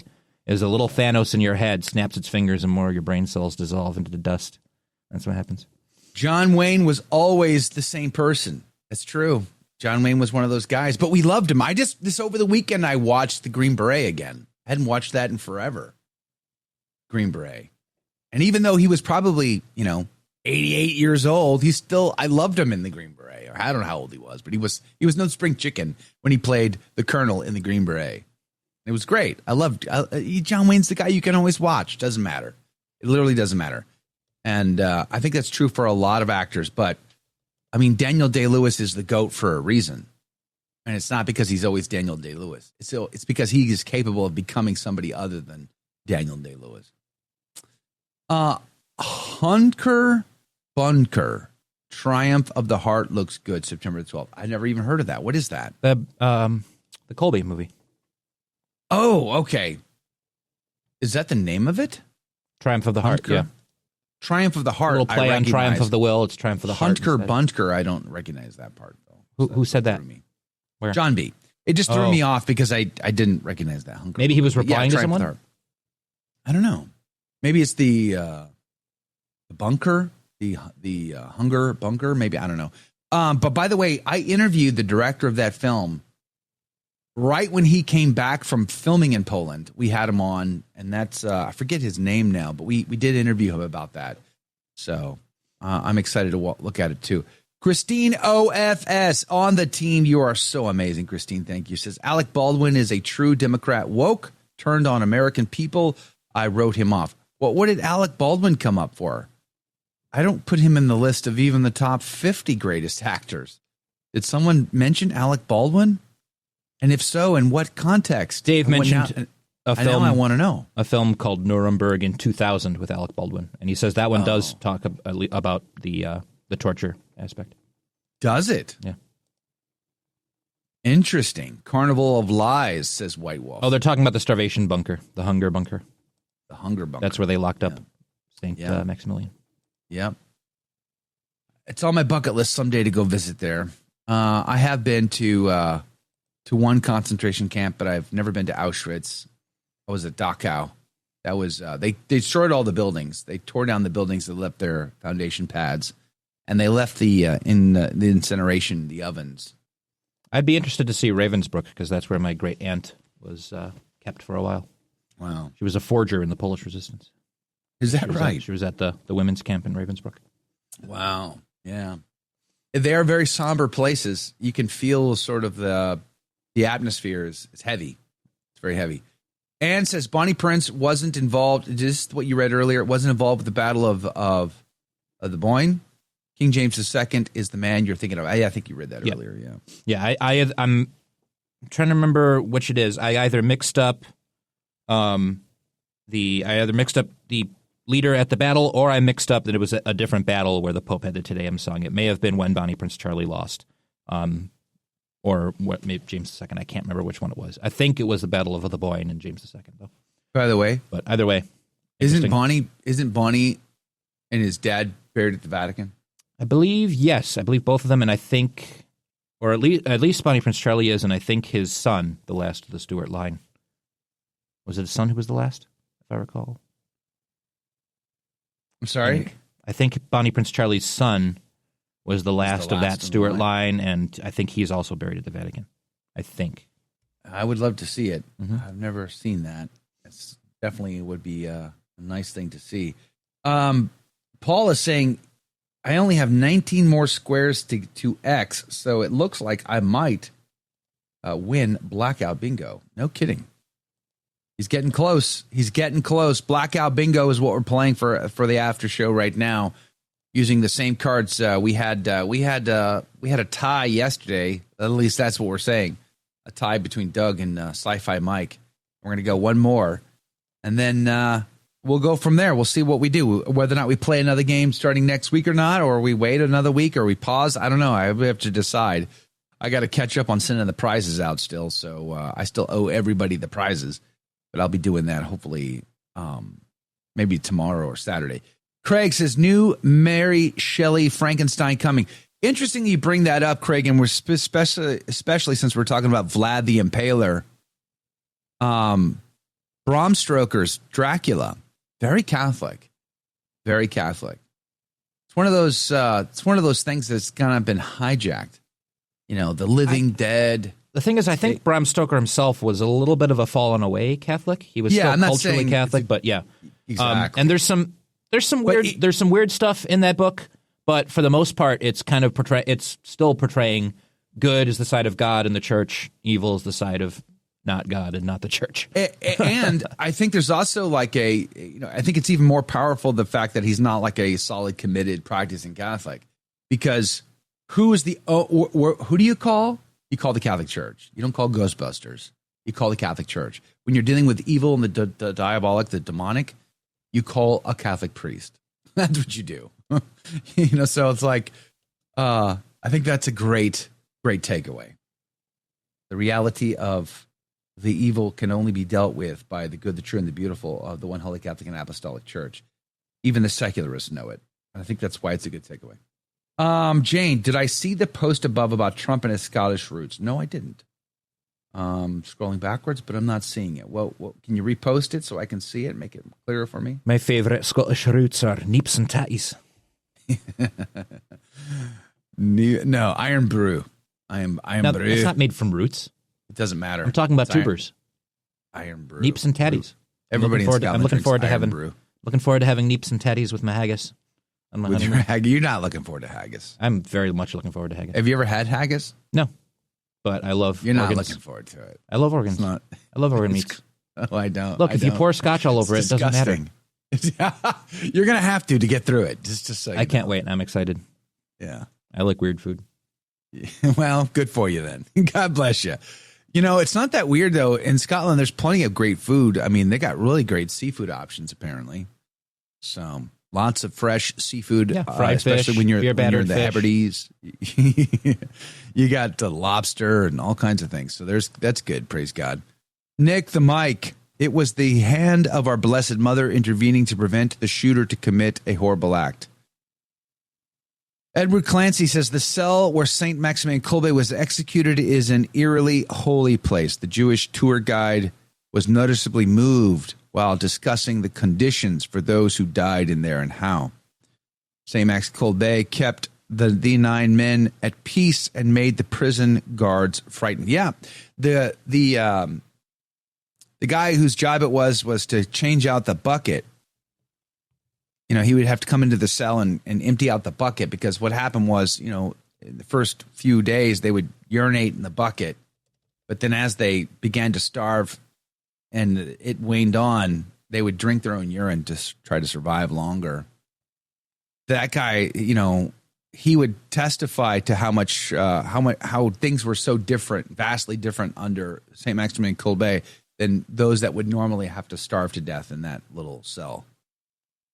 Because he would hear their singing, he would hear the praying, he would hear the peace, the calm, and it would be a stark contrast to what would normally happen, the begging, the wailing, and the death throes and all that stuff. So St. Maximilian Kolbe is definitely high on my list, and I keep a little statuette of the guy sitting next to me all the time for that. Yes, Kevin, that is the best monologue on German ambitions in World War I and II. What was that? Norm Macdonald. Talking about how he's not scared of North Korea. You know what country he's scared of? Germany. Now, I don't know if y'all are history buffs, but about 100 years ago, Germany decided to go to war. And you know who they picked as their enemy? The world. Yeah, I remember that. And I know you'd think, they're going up against the whole world. You'd think they kind of get their butts kicked. But no, it was actually close. Yeah. And then a couple decades later, They decide they want to go to war again, and guess who they pick as their enemy again? The world. It's a great little stand-up bit. He's talking about Hitler going "schrankly, crankly." It's a very good bit. Norm, that's what he's scared of is Germany. Yes, indeed. Yeah. He had a lot of great tweets about about like pessimism and modern rationality and stuff. He was an interesting fella. Definitely believed in God. So, I don't know what you're talking about. What propaganda now? I'm imitating a stand-up bit. I don't know what you're talking about. Yeah, it's just a stand-up bit.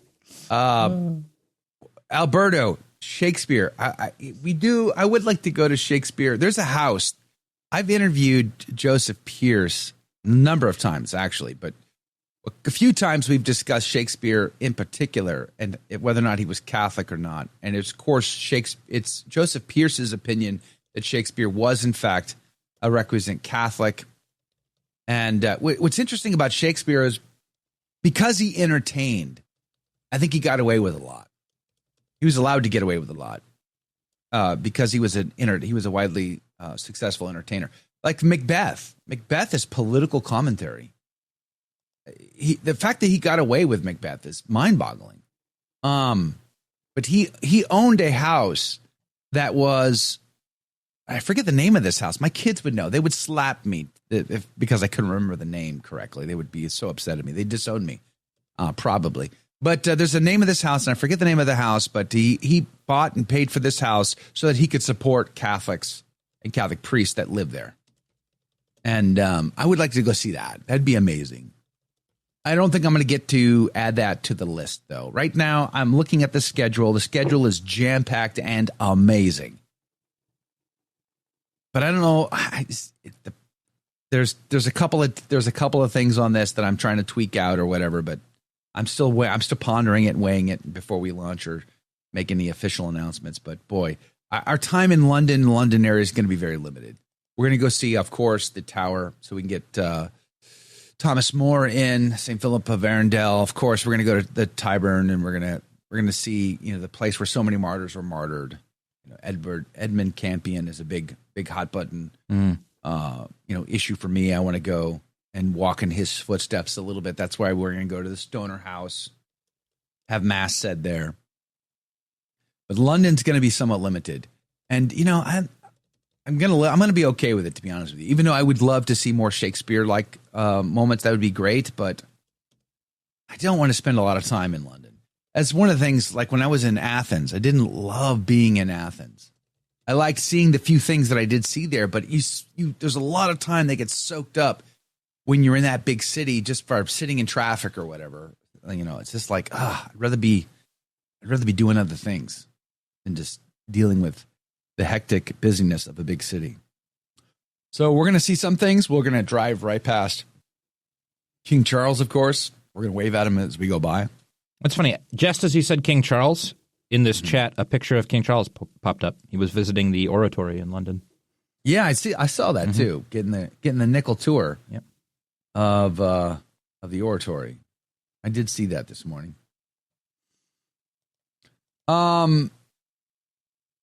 I go to the one in what one in White Marsh? White Wolf says, while I do not agree with all the conclusions of that book, it has a lot of very good research. Which book are we referring to? You should read World War I and the Rise of Hitler. Taves Jew 93 says, the Guns of August goes into how all the European nations got sucked into the vortex due to the treaties and etc. Yeah, it was a crazy time, wasn't it? I also think there was a diabolical wind pushing these people towards the brink of destruction as well. I think that was definitely, if you just go back and look at the 19th century alone, how many millions and millions and millions and millions and millions and millions and millions of people died through conflict? Like, it's an insane amount of human beings lost in war, starvation, and all the rest, just in that one century alone. The amount of bloodshed in that one century is mind-boggling. You guys ever see that infographic that came out? I don't know, 6, 7, 8 years ago, whatever, 5, 6 years. I don't even remember. It was just a while ago. And it tried to graphically show the lives lost just during the World War II alone. Russia. How do they still have human beings in Russia? There's so many people that died just out of Russia alone. It's just a staggering number. Staggering. Mac, Alec Baldwin is an entertainer who got away with murder. That's true. That's true. He got away with it. Poland, says John B., was a country that suffered between two criminals, Germany and Russia.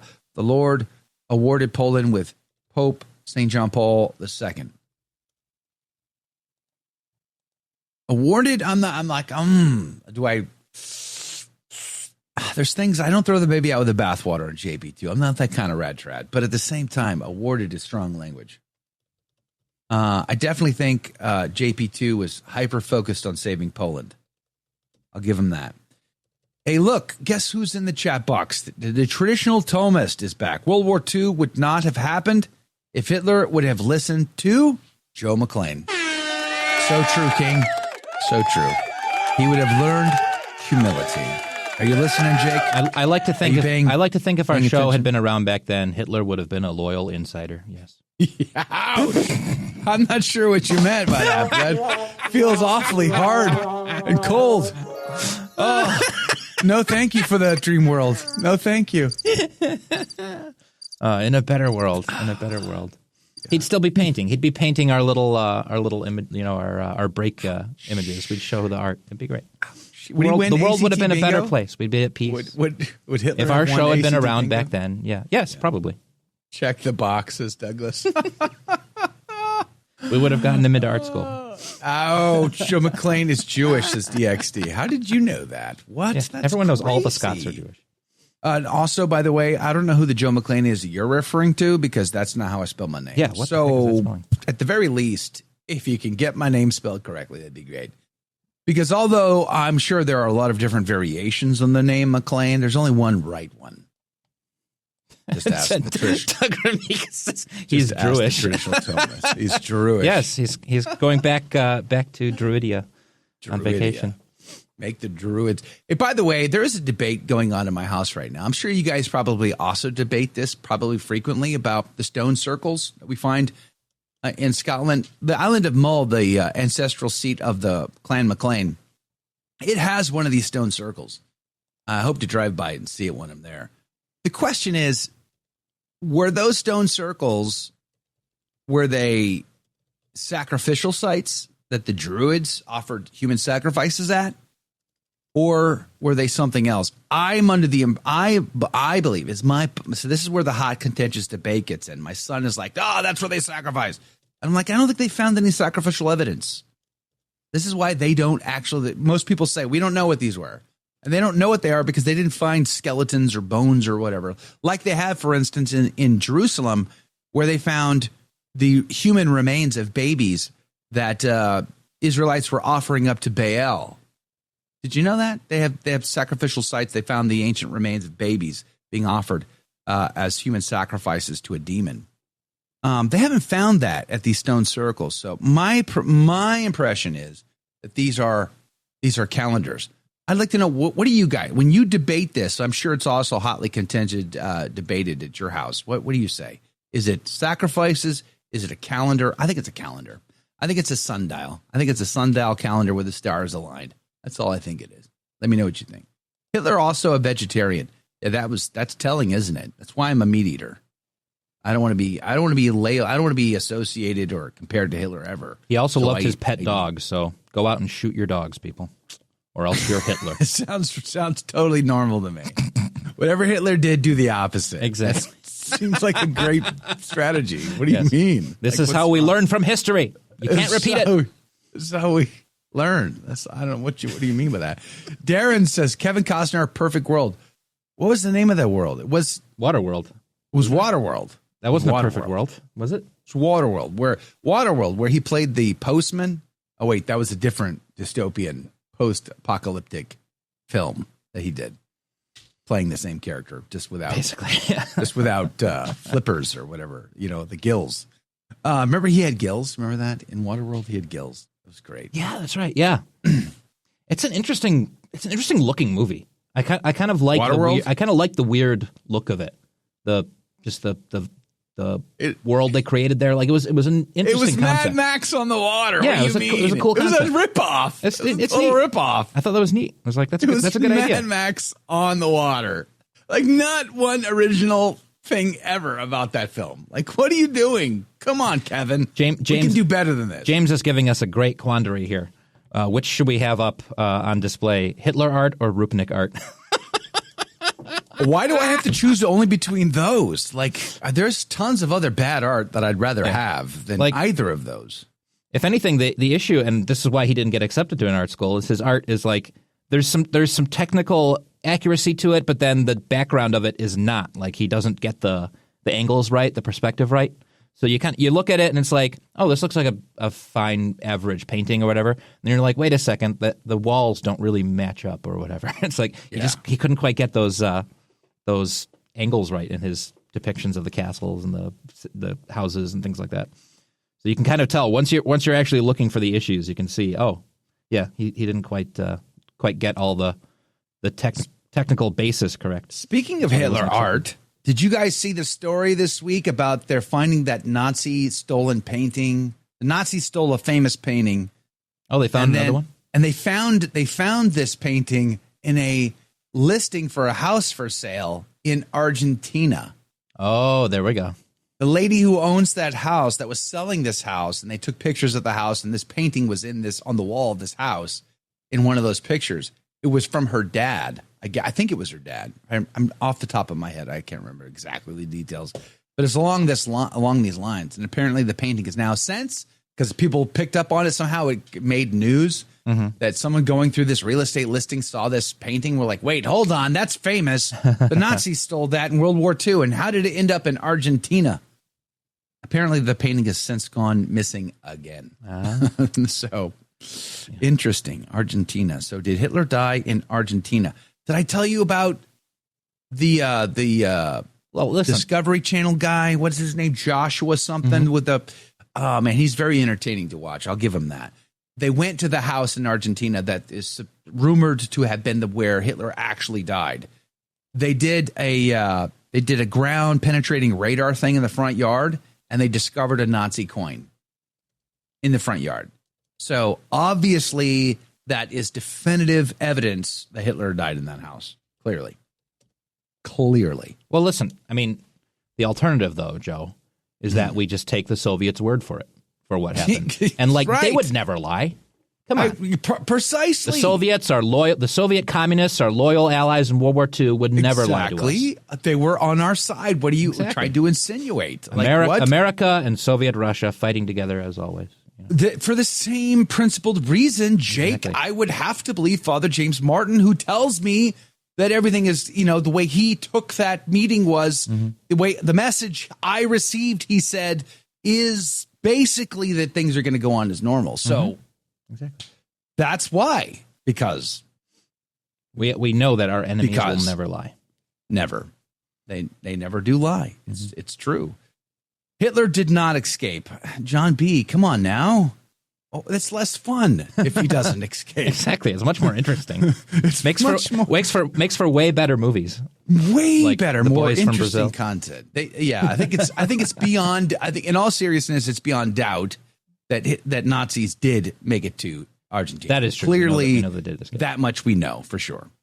That's demonstrable.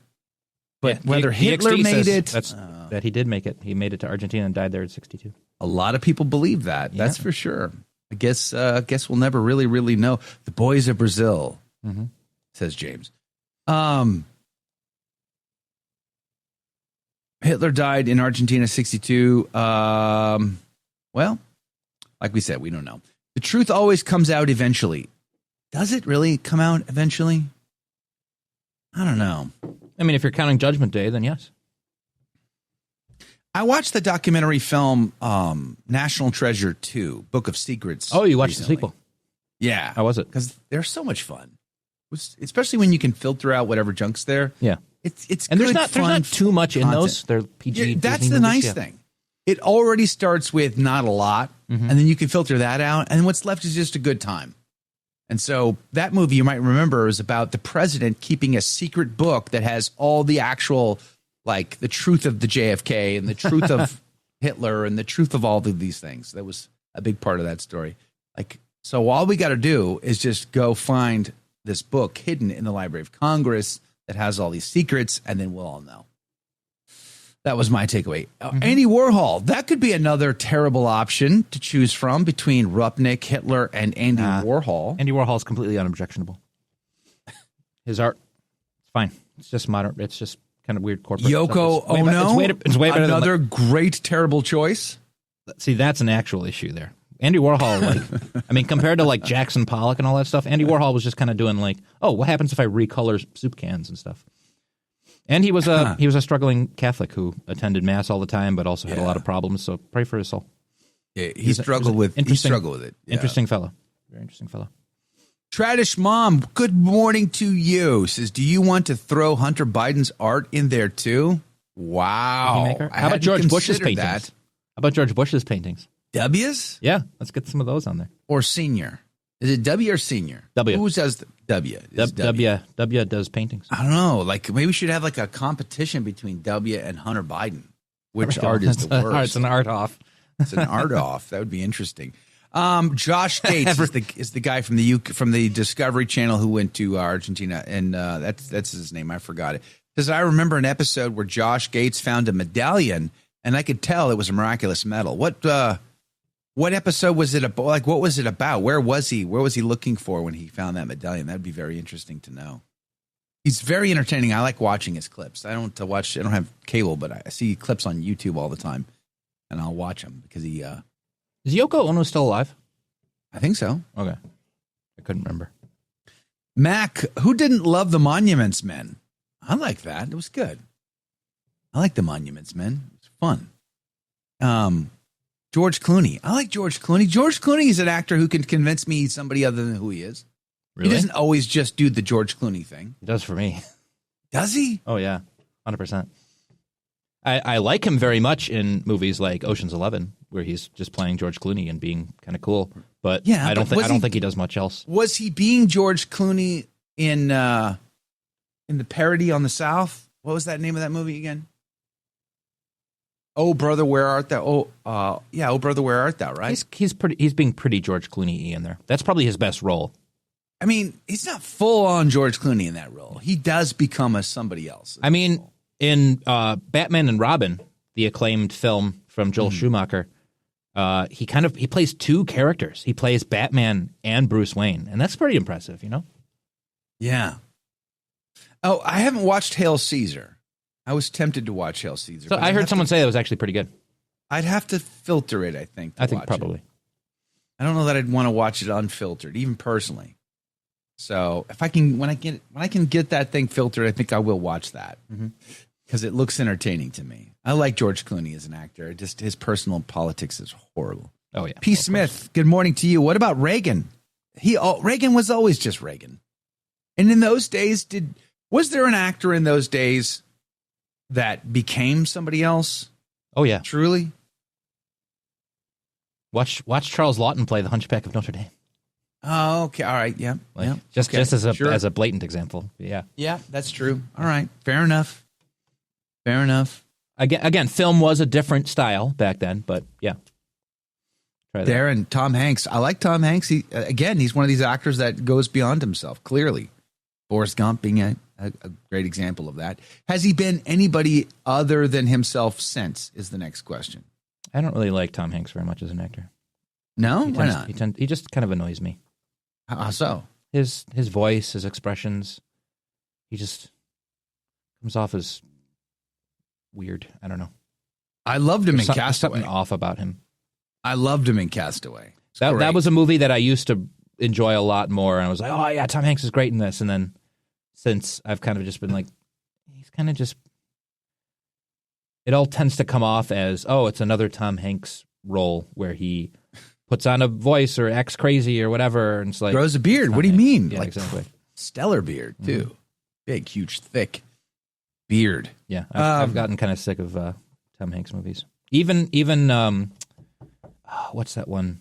Gray Wolf. I enjoyed it. Oh, Saving Private Ryan. I enjoyed that movie once. I don't like Saving Private Ryan anymore. I know I'm a longest day supremacist. Yeah, you are. Okay, Band of Brothers though is great. I like Band of Brothers a lot. Why? Because Tom Hanks isn't in it? Yeah, is that all? He just produced it. Good grief. Come on. because Band of Brothers is all the Band of Brothers is Saving Private Ryan, but in serial form. It's got a better portrayal overall of the history, the actions. Well, it's because it's based too much shaky cam on actual true events. The other one was based on a anecdotal story that had no meat on the bone. Yeah, if you're not gonna make it, trying to make it as accurate as possible, then you need to make it like a fun adventure story, and have it be a little more charming. And Saving Private Ryan just comes off as so gritty. Ah, man, so gritty.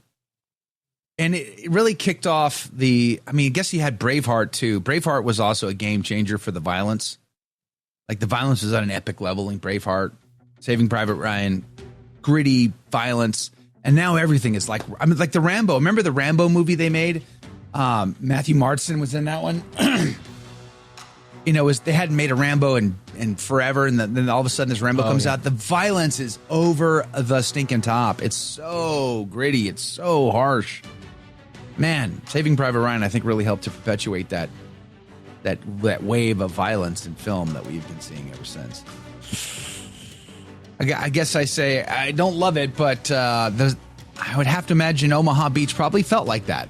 Probably really did feel a lot along those lines. Well, as the traditional Thomas says, Joe's an expert on movie actors. He first learned his acting techniques from William Shakespeare. Thank you. I was there. I remember those conversations. We'll see you guys back here tomorrow with Dr. Stein.